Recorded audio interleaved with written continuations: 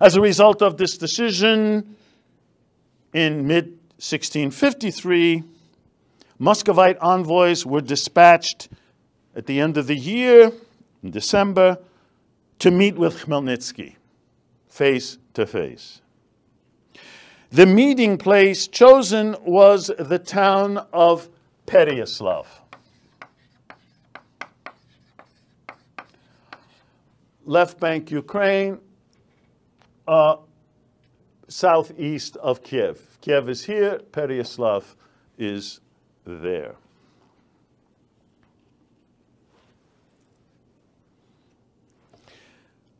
A multitude of citizens in Pereiaslav turn out to greet the Muscovite envoys, and the local priest declares, quote, "In the name of all the Orthodox people," it's always easy to speak in the name of everybody when you're only yourself and maybe a few others, but nonetheless, he makes this symbolic statement, "In the name of all the Orthodox people, and glorified God for fulfilling their long-cherished desire for the union of Malaya Rossiya with Velikaya Rossiya, with Little Rus or Russia with Big Russia." The negotiations at Pereiaslav lasted several days during the month of January 1654. So the 1654 date becomes crucial. I'll write it up here and circle it.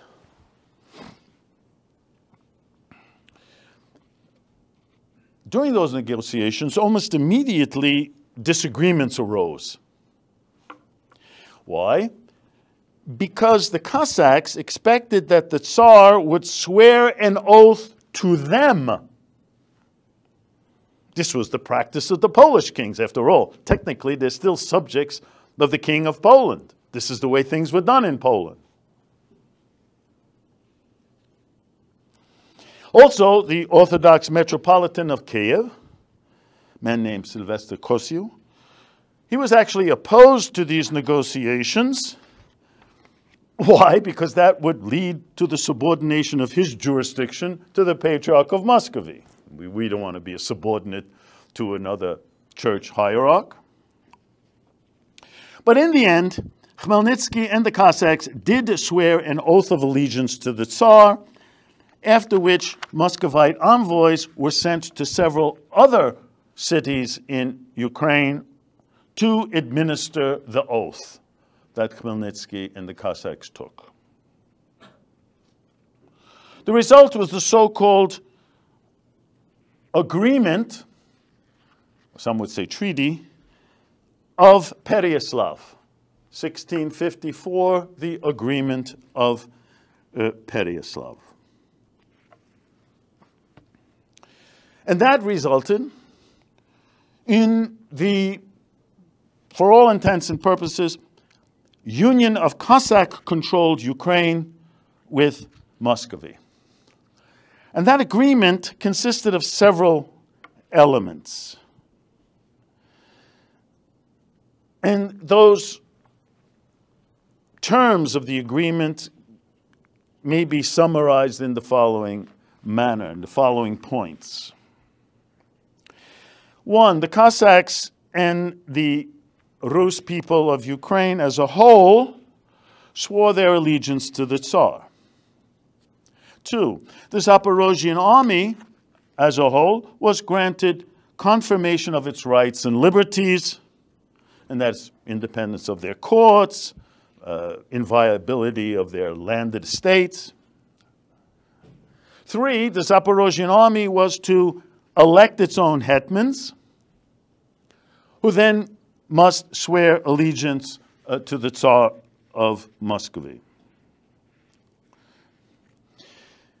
Registered Cossacks, always a question under Polish rule. Now their number is fixed at 60,000, all of whom were to receive wages from parts of the revenues from Ukrainian lands to which the Tsar was entitled. Also, Another point, the Tsar would supply military supplies to the Cossacks. And then, lastly, of importance, both the Rus Szlachta, Polish Szlachta, but of Rus Orthodox origin, their rights were confirmed, as were the rights of the Orthodox Church. When these negotiations between the Cossack envoys and the Muscovite government were finally completed in August of 1654, the Tsar's title was changed from, quote, autocrat of all Rus to autocrat of all Great and Little Rus. And so, without having made any special effort, Tsar Alexei had achieved one important further step toward Muscovy's goal, as we've seen set out already in the late 15th and early 16th century by Tsar Ivan III, that is, to unite under one Orthodox ruler all the lands formerly within the sphere of medieval Kievan Rus.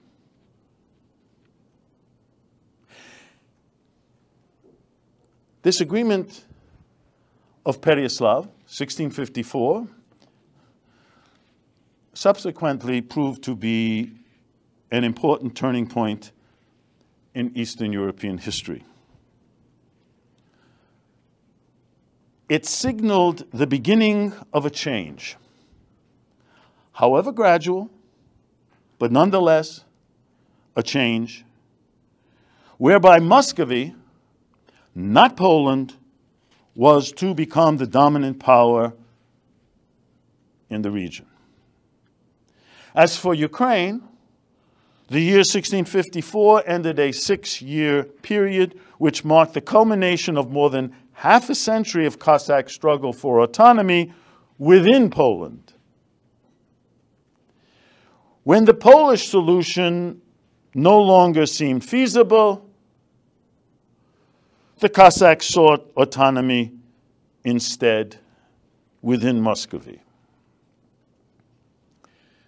Great controversy, historiographical controversy over the meaning of this agreement at Pereiaslav. Note I use the term agreement and not treaty because some say it's an actual treaty between equals. Others say no, it's not. That controversy and interpretation goes on to this day. But whatever subsequent writers may speculate, one thing is certain. The Tsardom of Muscovy, which within the next 75 years was to be transformed into the Russian Empire, it considered 1654 and after that the whole Ukraine to be its legal patrimony.